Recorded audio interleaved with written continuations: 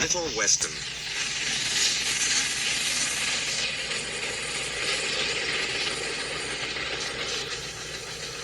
Douglas arrived back in time to see Flying Scotsman take his enthusiasts home.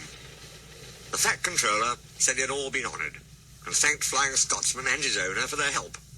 Please tell everyone, he went on, that whatever happens elsewhere, steam will still be at work here. We shall be glad to welcome all who want to see and travel behind real engines.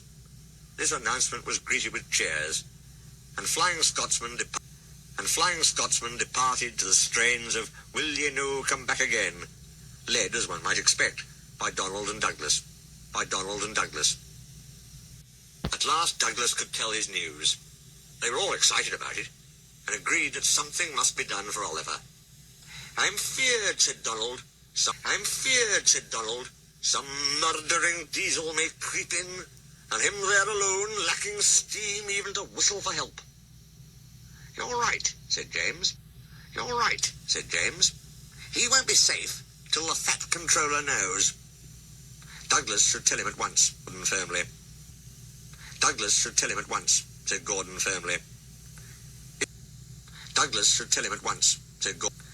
Is it me speak to the Fat Controller? It's forwarded, think me, and maybe interfering. Well, here he is, said a cheerful voice. Now, what's all this about? Duck broke the awkward silence. Beg pardon, sir, but we do need another engine. I agree, Duck. That is why I am giving 7101 another chance. Their faces showed such dismay that the Fat Controller had difficulty with his own. Sir, ventured Gordon at last, we had hoped for a real engine. They, said the Fat Controller gravely, are rare. And unless one escapes, there's little hope. But sir, burst out Donald, one has. And thanks to Douglas, he's now at our works, announced the Fat Controller. Sir, gasped Fat Controller. Sir, gasped Douglas. Is there anything you don't know?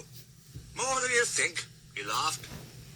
Oliver's crew told me all you did, Douglas. Och, say, you couldn't see a braw wee engine and him in trouble and no do a wheel's turn. More than a wheel's turn, I fancy. Douglas, I'm pleased with you. Oliver, Isabel and Toad will soon be ours. Oliver and Isabel are just what we need for Duck's branch line. Loud cheers greeted this announcement. And Toad wants to be your Isabel. Loud cheers greeted this announcement. And Toad wants to be your brake van, Douglas. Need for Duck's branch line. Loud cheers greeted this announcement. And Toad wants to be your brake van, Douglas. Thank you, sir. I'd hope for that. He and I'll do brawly together. That, of course, made everything right.